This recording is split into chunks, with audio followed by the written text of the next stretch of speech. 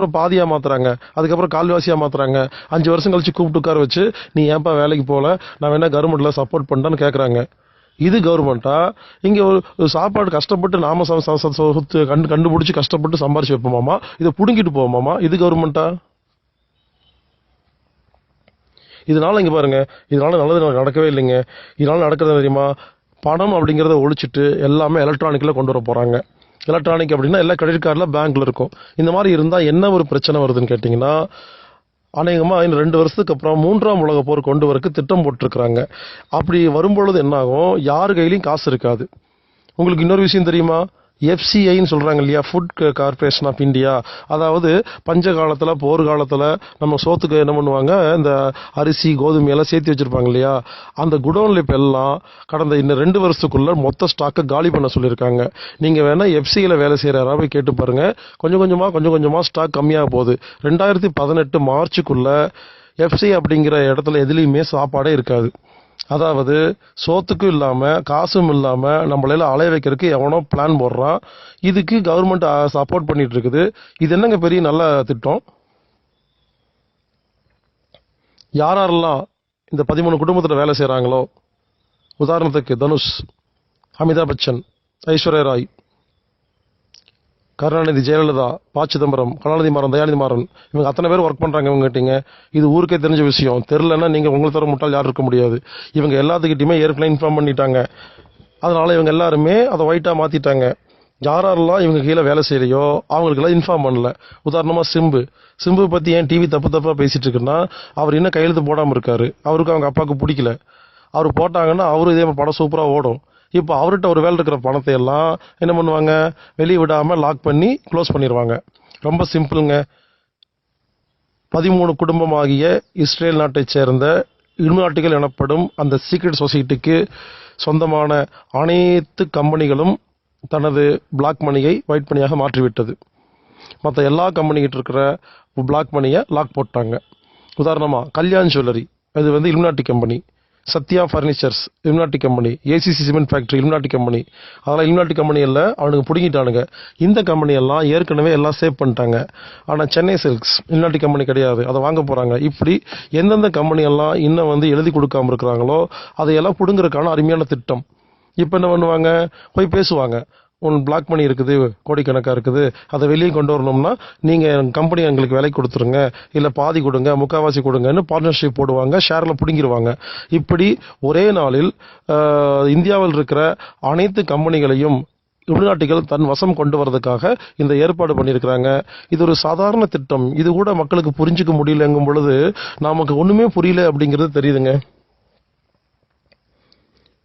இந்த டிசம்பர் 31க்குள்ள பல்வேறு கம்பெனிகள் அவங்க கண்ட்ரோலுக்கு போக போகுது.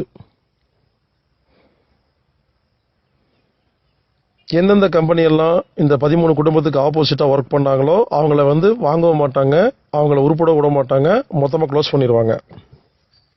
ஆக மொத்தம் சிம்பிளா சொல்ல போனா இந்தியாவை மொத்தமாக இஸ்ரேல் நாட்டுக்கு நாம் வித்து விட்டோம் என்று அர்த்தம். இது மூலியமா பாதிக்கப்பட்டது சாதாரண மக்கள் மட்டுமே. மறுபடியும் சொல்றேங்க, பெரிய பெரிய அரசியல்வாதிகள், பெரிய பெரிய ஆன்மீகவாதிகள், பெரிய பெரிய பிசினஸ்மேன்கள், இவங்க எல்லாருமே தன்னுடைய பிளாக் மணியை ஒயிட் மணியா மாத்துறதுக்கு அவங்களுக்கு ஐடியா தெரியும். 30 நாள்ல கண்டிப்பா அவங்க எல்லாம் மாத்திருவாங்க. அவங்க எல்லாம் கிரிமினல்ஸ். ஒண்ணுமே தெரியாத பொதுமக்கள் மட்டுமே இதுல மாட்டிருக்காங்க. இது வரைக்கும் பல பேர் தற்கொலை பண்ணிருக்காங்க, பல பேர் பைத்தியம் முடிச்சிருக்கு, பல பேர் என்ன செய்யறதுன்னு தெரியாம ஊரை விட்டு ஓடி இருக்காங்க. இதுக்கு இந்த கவர்மெண்ட் என்ன பதில் சொல்ல போகுதுன்னு தெரியல. அது மட்டும் இல்லாம இது ஆரம்பம் தாங்க. நான் 2 வருஷமா பல விஷயங்களை பேசிட்டு இருக்கிறேன். யாரும் காது கொடுத்து கேட்காம இருக்கீங்க, சீரியஸ்னஸ் புரியாம இருக்கிறீங்க. இது மட்டும் இல்ல, இது எப்படி இது நடந்துச்சோ இதே மாதிரி அமெரிக்கால மொத்தமா இப்ப US டாலர்லாம் இருக்கு இல்லைங்களா, இப்ப இந்த பிரச்சனை வந்த உடனே நம்ம நாட்டு விஐபி எல்லாம் என்ன பண்ணிட்டாங்க, எல்லாருமே அமெரிக்க டாலரா வாங்கி கூச்சி வச்சிருக்காங்க. ஆனா ஒரு காமெடி, இந்த விஷயம் முடிஞ்சு இந்திய கவர்மெண்ட் நார்மல் ஆகிறதுக்குள்ளேயே அமெரிக்க கிரவுண்ட் மொத்தமா படு பாதாளத்துக்கு போக போகுது. இதை பல கார்ட்டூன் சேனல்ல காமிச்சிட்டு இருக்கிறாங்க. இதுக்கு அப்புறமா ஹிலாரி கிளின்டன் தான் மறுபடியும் அதிபரா வரதான்னு ஏற்கனவே பிளான் பண்ணியாச்சு. அதாவது உலகில் உள்ள எல்லா மக்களுடைய இன்வெஸ்ட்மெண்ட்டையும் அமெரிக்க டாலரா கன்வெர்ட் பண்ணிட்டு அமெரிக்க டாலரை படு பாதாளத்துக்கு கொண்டு போய் கீழே இறக்கி எல்லாத்தையும் முடிக்கிறதா இதுல வேலை. இப்படி எல்லாமே உலகத்தில் நடக்கிற எல்லா விஷயங்களும் ஏற்கனவே பிளான் செய்யப்பட்ட விஷயங்கள். இதற்கு காரணம் இஸ்ரேல் நாட்டைச் சேர்ந்த 13 குடும்பம். அதே மாதிரி 2000 நோட்டில் நேனோ சிப் வச்சுருக்காங்க, இது வந்து ட்ராக் பண்ணு அப்படின்னு சொல்கிறாங்க. இது சம்மந்தமாக எனக்கு இன்னும் முழு விவரம் தெரியும் பொழுது சொல்கிறேன்.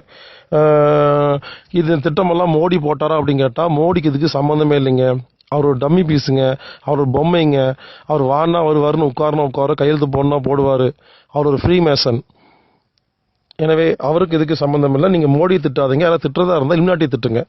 இம்னாட்டி யாருன்னு தெரியலன்னா முதல்ல கற்றுக்குங்க, முதல்ல புரிஞ்சுக்குங்க. அதே மாதிரி இந்த மீடியா எல்லாமே எல்லாம் அமைதியாக இருக்குது. பொதுமக்களுக்கு எவ்வளவு துரோகம் பண்ணியிருக்கிறாங்க, இதை எந்த மீடியாவும் பேச மாட்டேங்குது. ஏன்னா எல்லா மீடியாவும் அவங்களுக்கு சொந்தம். யோசிச்சு பாருங்க, தமிழ்நாட்டுடைய முதலமைச்சர் இத்தனை பேர் சேர்ந்து கஷ்டப்பட்டு ஓட்டு போட்டு ஜெயிக்க வச்ச முதலமைச்சருக்கு என்னாச்சுன்னே தெரியாம இத்தனை வருஷமா இத்தனை நாளா இந்த மீடியாவை மறைச்சிட்டு இருக்குன்னா இப்பொழுதுதான் புரிஞ்சுக்குங்க. இந்த மீடியாங்கிறது, டிவி பேப்பருங்கிறது எதை சொல்லணும் எதை சொல்லக்கூடாதுன்னு முதலே முடிவு பண்ணிடுவாங்க. இவங்க எல்லாருமே ஒரே குட்டியில் ஊற மட்டைக்கு தான். ஒரு டிவியாவது உண்மை சொல்கிறாங்களா? கிடையாது. நித்யானந்தருடைய பெட்ரூம்குள்ளே போய் வீடியோ வச்சு பார்த்து அதை போட்டு கிளின்னு கிழிச்ச டிவி எல்லாம் ஏன் ஜெயலலிதாவோட ஹாஸ்பிட்டலுக்குள்ளே போய் வைக்க முடியல? யோசிச்சு பாருங்க. அது ரொம்ப முக்கியம். ஆமாம், பெரிய பெரிய விஐபிகள்லாம் இருக்கிறாங்க இல்லையா, அவங்களுக்கெல்லாம் ஏகப்பட்ட கோடிக்கணக்காக பிளாக் பண்ணியிருக்குன்னு ஊரில் எல்லாத்துக்கும் தெரியுமா இல்லையா? அவங்க யாராவது பேங்க்கில் லைனில் நின்று 2000 ரூபாய் மாற்றினாங்களா? சும்மா டிவிக்காக ராகுல் போய் பேட்டி கொடுத்துட்டு சும்மா ஒரு பந்தாக்காக ஒரு ஃபோர்ஸ் கொடுத்துட்டு வந்திருக்காரு. யோசிச்சு பாருங்க. சாதாரண மக்கள் எல்லாருமே பேங்க்கில் போய் லைனில் நின்று நம்மகிட்ட இருக்கிற 5000 10,000 மாற்றிட்டு இருக்கிறோமா இல்லையா? ஆனால் பெரிய பெரிய விஐபிகள் எங்கேயாவது அவங்க நிற்கணும்னா 50 வருஷம் லைனில் நிற்கணும். அவங்க மொத்த பணத்தையும் மாற்றணும்னா ஒரு 50 வருஷம் 50 ஜென்மமாக குடும்பமே நின்னாலும் மாற்ற முடியாது. அவ்வளோ கோடி வச்சுருக்காங்க. இவங்கெல்லாம் என்ன பண்ணாங்க? யாராவது கொஞ்சம் யோசிச்சு பாருங்க. இன்னும் முக்கியமான விஷயம் என்னென்னா, இந்தியா கவர்மெண்ட்டு பிளாக் மணியெல்லாம் வெளியே கொண்டு வருதாமா. அதை விடுங்க. முகேஷ் அம்பானி 1,80,000 கோடி கடன் வாங்கி இன்னும் கட்டல. இதை யாருமே கேட்கல. அனில் அம்பானி 1,25,000 கோடி வாங்கி இன்னும் கட்டல. இதை யாரும் கேட்கல. அதானி குடும்பத்தார்கள் வந்து ஒரு 1 லட்சம் வாங்கி இன்னும் கட்டல. 1 லட்சம் கோடி வாங்கி இன்னும் கட்டல. இதே மாதிரி ஜேபி, டாடா, பிர்லா, மல்லையா, இவங்க தோளாந்துருத்தி எல்லாம் வாங்கியிருக்காங்க. இது பிஜேபி காங்கிரஸ்னு இல்லை, உலகத்தில் இருக்கிற எல்லா பார்ட்டி, எல்லா கட்சியை சேர்ந்த, எல்லா மதத்தை சேர்ந்த எல்லா கம்பெனியும் கடன் வாங்கியிருக்கு. இந்த கடனை திருப்பி வாங்க வக்கில்லாத கவர்மெண்ட்டு பொதுமக்கள் சாதாரண மக்களை பாதிக்கிற மாதிரி எதுக்கு திட்டம் போடணும்? அன்பர்களே, அமிதாப் பச்சன் லண்டனில் ஒரு 3 கோடி ரூபாய்க்கு வீட்டுக்கு தேவையான ஆடம்பர பொருளெல்லாம் வாங்கிட்டு அந்த லண்டன் ஏர்போர்ட்டில் போய் நான் 3 கோடி ரூபாய்க்கு சரக்கு வாங்கியிருக்கேன், எனக்கு டியூட்டி கொடுங்கன்னு சொல்லி அந்த டியூட்டி பேமெண்ட்டை திருப்பி கையில் வாங்கிட்டு அந்த பொருளோட மும்பை ஏர்போர்ட்டில் 2007 ஏப்ரலில் இறங்கி இருக்கிற எல்லா கஸ்டம் ஆஃபீஸருக்கும் சல்யூட் அடிச்சுட்டு அவர் வாட்டுக்கு போயிட்டார். இது ஊருக்கே தெரியும். அவரை பிடுங்கிறதுக்கு அவர்கிட்ட வாங்குறதுக்கு வக்கில்லை. அதே நாளில் அந்த வாரத்தில் அந்த மாதத்தில் பல பேர் சின்ன சின்ன கேமரா நகை எல்லாம் கொண்டு வந்தவங்கெல்லாம் சாதாரண மக்கள் எல்லாம் ஜெயிலில் போட்டிருக்கிறாங்க. இது என்னங்க அநியாயம்? அமிதாப் பச்சன் 2 கொம்பா இருக்குது.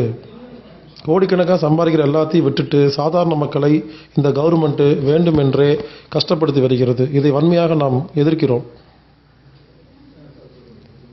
அதே மாதிரி SBI, state bank of India 1200 கோடியை விஜய் மல்லையாவுக்கு விலக்கு விதிச்சிருக்கு. யார் சொத்து? யார் எடுத்துகிட்டு போகிறது? இந்த மாதிரி 7000 கோடி ரூபாயை ஸ்டேட் பேங்க் ஆஃப் இந்தியா வரி விலக்கு விதிச்சிருக்குது. அதெல்லாம் விதிச்சுட்டு அங்கே வாங்க துப்பு இல்லை. பொதுமக்கள் இருக்கிற சின்ன பணத்தை எதுக்குங்க இப்படி ஆட்டை போடுறீங்க? இங்கே பாருங்க, கவர்மெண்ட் நினச்சா எல்லா கள்ள பணத்தையும் எல்லா பிளாக் மணியும் டைரெக்டாக யார்கிட்ட இருக்கோ வாங்க முடியுங்க. இது ஒரு சாதாரண விஷயங்க. நான் ஒரு சாதாரண ஆள். நான் இந்த அரசியல் சரியில்லை, வைத்தியம் சரியில்லைன்னு பேசுகிற என்னையே கியூ பிரிவு, எஸ் பிரிவு, ஓ பிரிவு, டபிள்யூ பிரிவுன்னு, எஸ்பி, டிஎஸ்பின்னு துருவி எப்போ பார்த்தாலும் எல்லா